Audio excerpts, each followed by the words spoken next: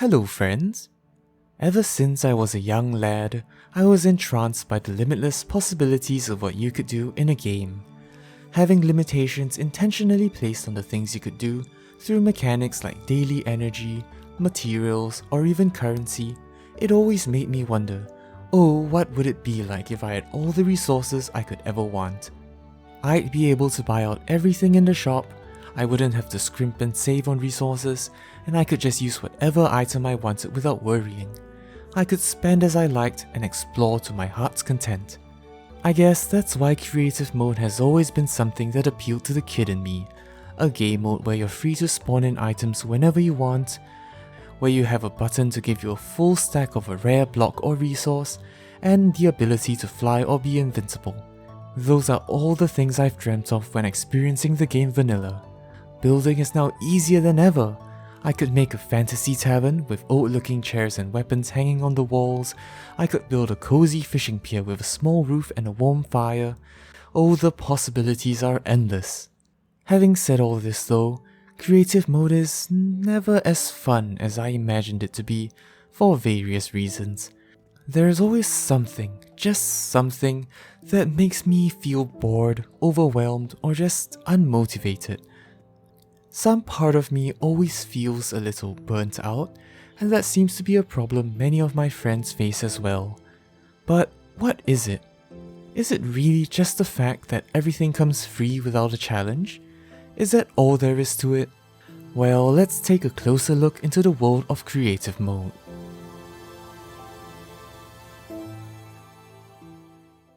For those of you unfamiliar with creative mode, this usually refers to a game mode or a setting that removes a whole bunch of limitations that were intentionally designed into the game. So this could be giving you access to unlimited resources which were otherwise hard to obtain, a whole bunch of money that you could never reliably finish, or special quality of life things like flying or one block break effects. However, when I say creative mode, I'm thinking of a more broad category of game modes where one can exceed the usual constraints of the games. This could be something like removing cooldowns in Plant vs Zombies, removing randomness of items in a roguelike, or things like allowing you to control the weather or spawn in specific events. To me, these are all also things that make a game more creative in a sense, since players are given the ability to explore and do whatever their minds can conjure up. But since that might be a little hard for some of you to visualize, let me talk about the tried and tested creative mode for building games first. In traditional building games like Minecraft, creative mode gives you unlimited access to resources, allowing you to obtain stacks of whatever block you want at a push of a button. That's super handy for building since you don't have to farm out all the materials. So if you feel like using a ton of diamond bricks for a certain build, you can definitely do that without spending hours strip mining. There is also a catalog to browse and decide what blocks fit your build, so trying out a whole bunch of different things until you get it right is easier than ever. These games also usually come with some quality of life thing that helps with building. For example, Minecraft has flying built in, and has one block break to make building also much more straightforward. You can also turn off monster spawn so nothing bothers you, and creepers don't randomly blow a hole in your house. With all these benefits, you don't ever have to think of anything other than what block goes where. Similarly, Terraria's creative mode lets you increase your block placement range, and you can also set the time of day and weather to suit your preferences when building.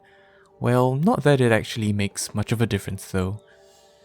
So with these options, building becomes a nice chill time where you can focus on aesthetics without worrying. It creates the perfect therapeutic environment to let your creative juices flow. So, doesn't creative mode sound amazing? It does, doesn't it? That just makes me so excited to boot up a game and finally build something. Oh boy, I can't wait to build, something. I guess I could build this house thingy here? Or maybe something with this block? Oops. Oh, I know, I'm gonna build this whole village here with a tavern, a wizard tower, a fishing pier, a marketplace, well, Where do I even start? Unfortunately for me, that's what usually happens. Even though I like to think of myself as a person with creative tendencies, something inside me just freezes up and gets overwhelmed by the endless possibilities of what I can make. I've always enjoyed building things, and with the freedoms of creative mode, I would be unshackled by resources and can do whatever I want. But yet, whenever I sit down for real, ready to get to work, I hit a wall and just end up staring at the screen, not sure where to begin. Maybe you can relate to that. We all have this vision to build something, we have this goal in mind, but it just doesn't materialize. Call it writer's block or I guess builder's block, but whatever you call it, it's a frustrating experience nonetheless, and I just end up closing the game after 15 minutes or so. For Minecraft specifically, one possible reason for this phenomenon could be the fact that I'm simply unfamiliar with all the materials the game has to offer. I'm sure that if I just bite the bullet and start building, things would get better and more smooth sailing as I familiarize myself with the various block options. But yet, strangely enough, this also happens to me when it comes to Terraria, where I'm definitely way more acquainted with the various resource options. Maybe I'm too familiar perhaps? Or is it something else entirely? To further my investigation, I booted up another game where this frustrating experience happened. Animal Crossing New Horizons. For anyone unfamiliar with the Animal Crossing series, this is a cute little game where you relax, have casual fun, catch bugs and fish, wear cute little outfits, and decorate. Oh boy, decorating. More specifically, terraforming. Before I actually got the terraforming tool in this game, I had a vision for my island. I was gonna make this part a spooky bamboo forest, and I was gonna make that part a hillside with a path in the middle. This would have a waterfall, and there would have some stairs leading to an abandoned shrine. I planned ahead, preparing the furniture I would have needed, moved all the houses of my villagers in advance, built lots of bridges and all of that. It was an exciting journey leading up to it. I don't remember what you need exactly to get the terraforming tool, but I do remember working really hard to upgrade my island to a 5-star one. Since terraforming didn't come free and required certain conditions before I could get it, it was just a non-stop build-up of anticipation. But once I finally got the tool, oh, I was elated, ready to work on everything I had planned, and it was great, for about 3 hours in total. After I finished up the main portion I was excited about, I kind of felt lost. I did have my plans, but since some of them were still relatively open concepts, I didn't plot exactly where to put the hills or where the waterfall was supposed to be. So I started feeling that same lack of direction again. Not to mention, the terraforming experience was horrible and stressful. You'd almost always accidentally dig a hole where you didn't want to, or fill up something by accident. It could have been easily fixed if Nintendo had given us a target square marker, but hey, it is what it is. Anyway, it does seem that up to this point, the lack of direction is the core issue here. To further my investigation, the next game I booted up is something I had never finished, and oh boy, everyone's gonna hate me for this one. It's Zelda, Breath of the Wild. If I want to be really honest here, I didn't enjoy it. Now watch as everyone unsubscribes immediately. Anyway, it wasn't that the game was bad. The graphics were amazing, and the combat was pretty fun. I think it was great. Just to be clear, this is a me problem for sure. I was quite engaged for the first portion. You know, meeting the ghost of the king and all that, getting the glider and stuff. I was so excited to start my journey. But once I jumped off the cliff, that excitement slowly gave way to uncertainty. I didn't know where to go. Well, duh. That's the point of the game, obviously. A large open world where you can explore wherever you want. You get to decide where to go. And I did do that for a bit, until it tired me out. The thing is, I'm the sort of guy who checks for every little secret, making sure that I found everything before I moved on to the next area. and that led to me finding ways to scale random tall pillars to find worthless chests at the top, randomly solving Korok seed puzzles without even realizing, and all that stuff. If I didn't have enough stamina to climb this one pillar, I would tackle a few shrines, then come back and try again. I would leave no stone unturned. I think the world was way too vast for me to approach the game like that, so I just burnt out eventually. Sure, I could have progressed the main story, which I did. Trust me, I've tried to play Breath of the Wild on like 4 to 5 separate occasions in the past few years, trying a different approach each time to get me engaged, but I've always stopped after 2 hours for some reason. I'm not saying that the design of Breath of the Wild was inappropriate, I'm just saying that I tend to get too distracted and overwhelmed when I have to decide on everything. Maybe I'm just too simple-minded. I won't deny that. But still, I did pretty okay for Pokemon Scarlet and Violet though, which contain elements of an open world game. I could tackle the gyms, the Herba Mystica questline, or the Team Star side quest in any order I wanted, and none of them burnt me out. Perhaps that could be attributed to how finishing the Pokédex was a clear-cut goal for me, which made exploring every single route a fun experience. There was just always something new to see, be it a new Pokemon, a new TM, or whatever else. Maybe if Zelda contained more interesting rewards for exploration, I would have been a lot more engaged. Well, enough rambling about all of that. You get the point. So, what's the solution? In an attempt to find the answer, I turned to study one of the best designed creative modes I've experienced, which is Terraria's Journey mode. Journey mode seems to strike a beautiful balance between motivation and convenience, tackling the lack of direction aspect. Now, let me premise this by saying that Journey mode still didn't solve the problem, but it did get me closer to understanding what I was looking for. So, what makes Terraria's Journey mode different? Well, the core difference here is that you need to earn your creative mode privileges. Essentially, you need to sacrifice resources to unlock the ability to duplicate. For example, to get unlimited amounts of wood, you first have to research 100 blocks of wood, which is a pretty easy thing to do. You'd think that it's a no-brainer to just research every single thing you find, but for some of the rarer resources, you need a relatively substantial amount of it. One example I can think of are the rare herbs like Deathweed or Moonglow. These are essential materials for some potions, but they're pretty rare to find. Sacrificing 15 of them is a pretty big deal early on in the game. Sometimes it would be much easier to just use what you have to make potions and progress along.